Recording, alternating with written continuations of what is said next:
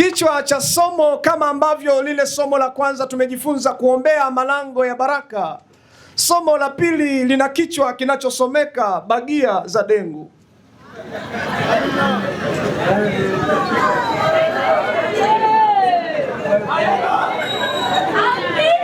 Bwana Yesu Kristo asifiwe. Kama haujawahi kula bagia za dengu na ulipita pale Nanganga, andika bagia za kunde. Amen. Amen. Na nitawasomea maandiko matakatifu kutoka kitabu cha kwanza cha Musa kiitwacho Mwanzo, sura ile ya 25 kuanzia mstari wa 29 hadi wa 34. Yakobo akapika chakula cha dengu. Esau akaja kutoka nyikani, naye alikuwa amechoka sana. Esau akamwambia Yakobo, tafadhali unipe hicho chakula chekundu nile, kwa kuwa mimi ninazimia mimi. Kwa hiyo walimwita jina lake Edomu. Yakobo akamwambia, kwanza niuzie leo haki yako ya mzaliwa wa kwanza.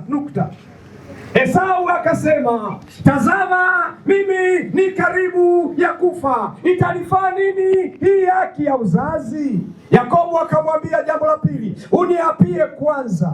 Naye akamwapia, akamuuzia Yakobo haki yake ya mzaliwa wa kwanza. Yakobo akampa Esau mkate na chakula cha dengu, naye akala akanywa, kisha akaondoka, akapangusa na mdomo, akaenda zake.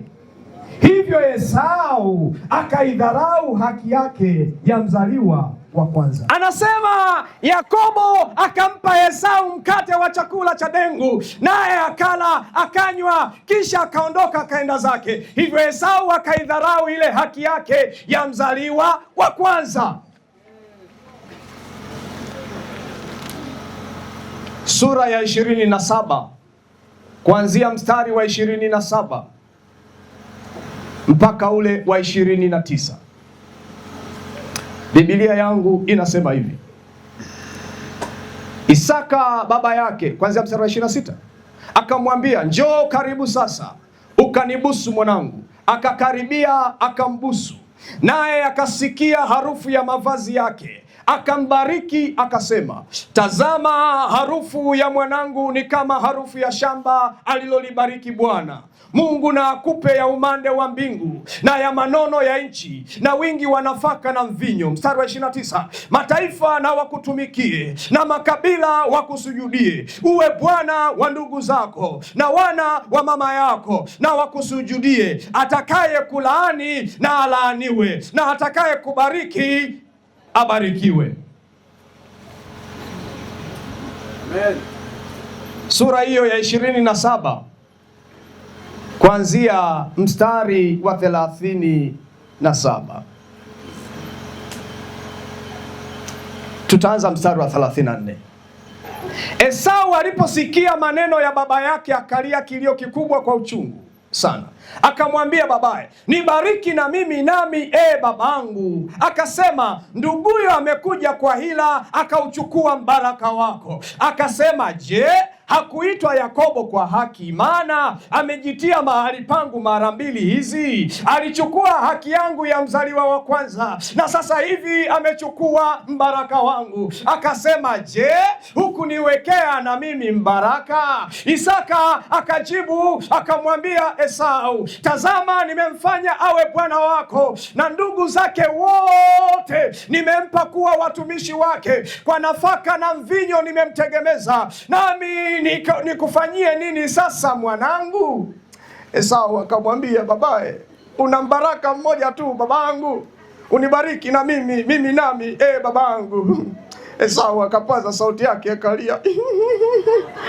Na hivyo mstari wa 39 unasema, Isaka baba yake akajibu akamwambia, angalia, penye manono ya nchi patakuwa makao yako, na penye umande wa mbingu unaotoka juu. Kwa upanga wako wewe utaishi, nawe utamtumikia ndugu yako mpumbavu wewe, na itakuwa utakapoponyoka utalivunja kongwa lake katika shingo lako. Bwana Yesu asifiwe. Amen. Bagia Bagia. Bagia. Kuna mtu amelala hajasikia. Bagia. Hujapaza sauti tena. Bagia.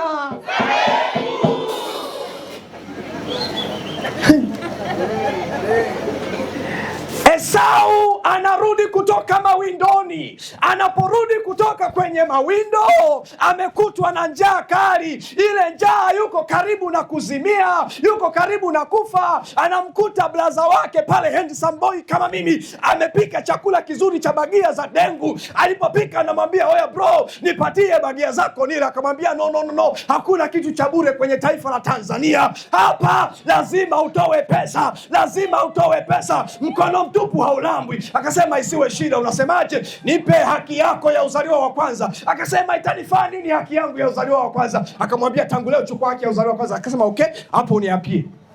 Kwani kiapo si wanashika na Biblia? Na unanyosha mkono juu. Esau akanyosha mkono juu, akala kiapo mbele ya mdogo wake. Akasema, mimi Esau kuanzia leo ni mdogo wako, wewe Yakobo ni mkubwa wangu. Mwenyezi Mungu. Akaweka Biblia pembeni, akachukua peni, akatia na sahihi. Na huyu Esau alikuwa hajui kusoma, alichovya wino, akapiga na kidole gumba kwata. Bwana Yesu asifiwe. Yakobo akaichukua ile hati, akaihifadhi. Maisha yameendelea. Mwisho wa siku stori hii tunaifahamu. Akaenda kubarikiwa. Huu mbaraka wa kwanza ni mbaraka wa Esau, lakini anayebarikiwa ni Yakobo. Ninaupenda mstari wa 29, anasema na mataifa wakutumikie na makabila wakusujudie. Uwe bwana wa ndugu zako na wana wa mama yako na wakusujudie. Maana yake na huyo Esau akusujudie. Atakaye kulaani na alaaniwe, atakaye kubariki na abariki. Yakobo akazipokea baraka.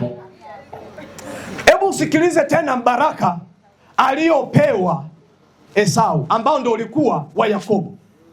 Malupulupu, mstari wa 40, anaambiwa kwa upanga wako wewe utaishi. Usipokuwa na upanga kufanya kazi, umekufa kwa njaa. Nawe utamtumikia nduguyo, na itakuwa utakapoponyoka utalivunja kongwa lake katika shingo lake. Ndo baraka yake imeisha. Bagia za dengu. Kwenye nikuulize swali sasa ndugu yangu. Ni vitu vingapi vilikuwa haki yetu lakini tumeuza? Tena kwa sababu ya dhiki ya muda. Tumeacha kufikiri mbali kama Esau alivyoacha kufikiri mbali. Tumefikiria katika zero distance. Maamuzi tuliyoyafanya yanatugharimu, kama ambavyo Esau maamuzi yake kwa sababu ya njaa ya muda mfupi yakamgharimu. Baraka yake ya uzaliwa wa kwanza ikapotea. Bagia. Bagia. Ni maamuzi yapi mengi tuliyoyafanya yametugharimu? Haki yetu ya uzaliwa wa kwanza imepotea. Haki nyingi ambazo Mungu ametubarikia zimepotea, na zimepotea kwa sababu nyingi tofauti. Zimepotea kwa sababu watu wengine walipoambiwa mwanawani nitakupatia, wakatumiwa na message ambayo ilipofika message, ile message ina ujumbe wa namba, na ile namba, zile namba zina mikato miwili. Sijui unazijua? Achana na hii namba yenye mkato mmoja huku tatu. Hiyo ni namba yenye mikato miwili na ya kutolea, haijawahi kuingia. Mwisho wa siku jamaa nakubali, yale malinda yanaenda upande wa pili, kwa sababu tu kuna message imeingia ambayo ina ya kutolea. Mwenye masikio na yasikie hayo.